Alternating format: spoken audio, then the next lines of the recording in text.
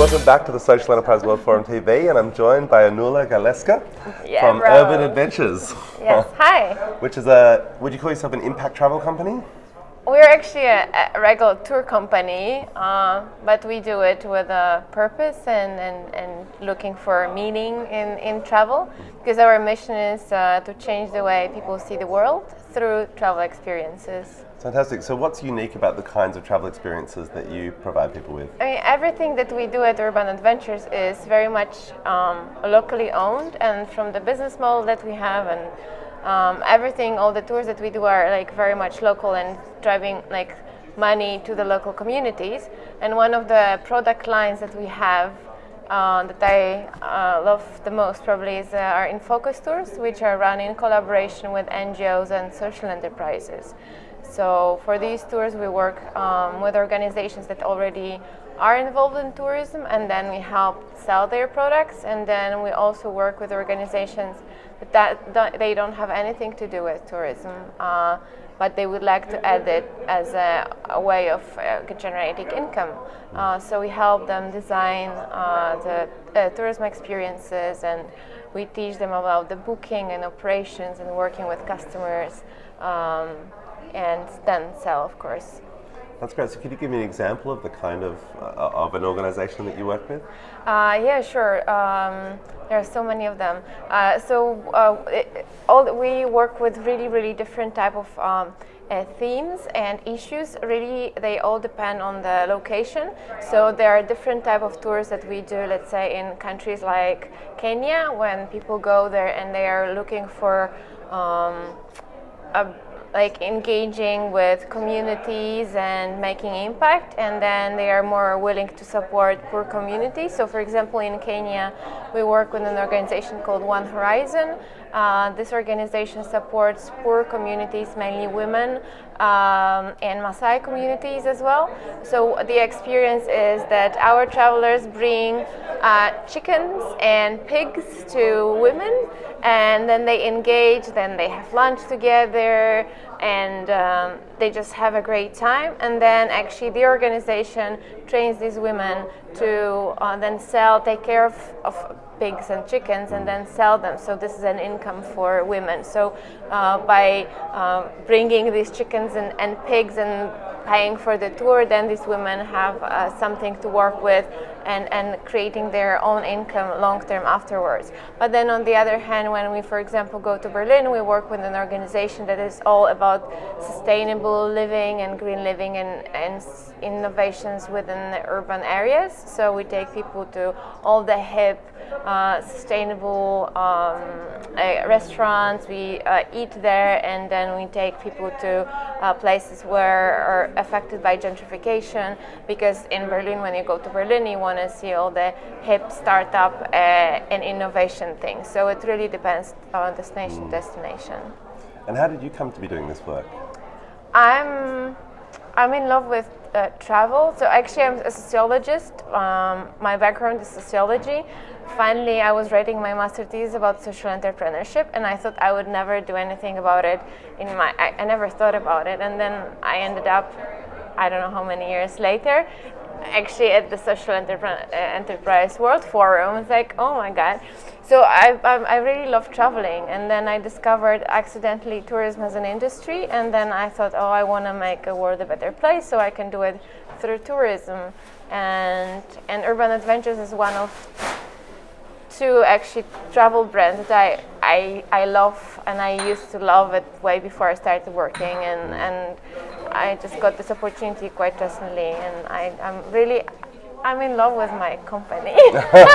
That's pretty great to hear.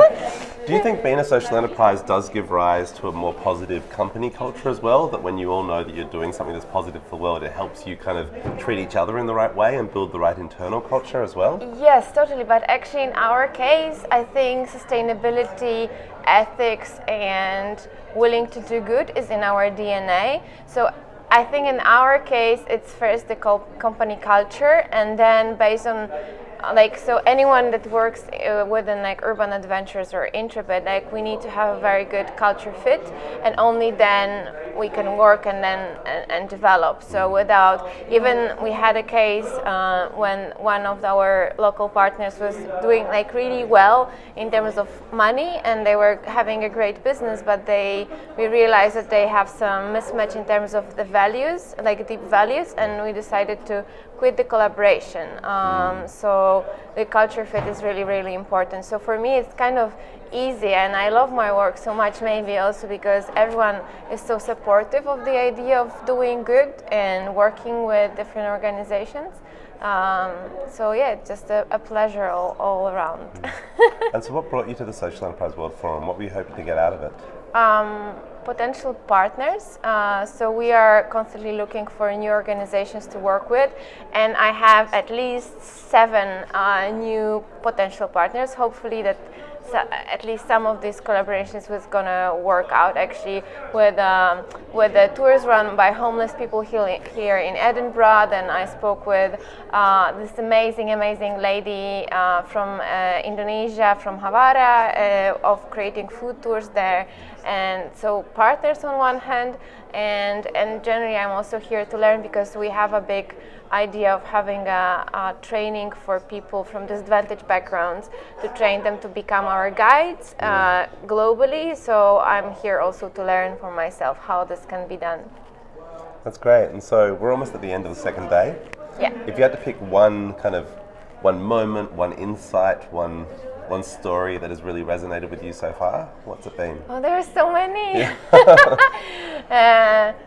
I don't know. Actually, I really enjoyed. Now I'm thinking about the idea of having a challenge that I spoke with you about, because this is something of having a challenge for social enterprises and NGOs to come up with a really unique tourism experience, and getting them on board and spreading the way of the word that tourism can be used for good as well. So I'm like super hooked about this, and I want to make it happen.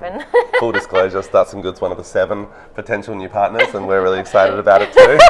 No, they are in a different category. All in total, I have, I think, 50 potential partners. You're doing really well then. It's been very productive. I'm keen on your take, given that you studied social entrepreneurship from the sociological perspective as well. Really interested in your take on a question that I'm asking everyone, which is, if you had to pick one, I keep making you pick one, I'm sorry about that, but one Not characteristic. 5, we are good with 5. I'm all about 5, because I don't have the discipline to pick one. But one characteristic of a successful social entrepreneur or a successful founder, what do you think is that one key characteristic, or one of the key characteristics? I know there's more than one. Persistence. So you need to keep doing, keep going, whatever. Like, there was someone, I don't remember,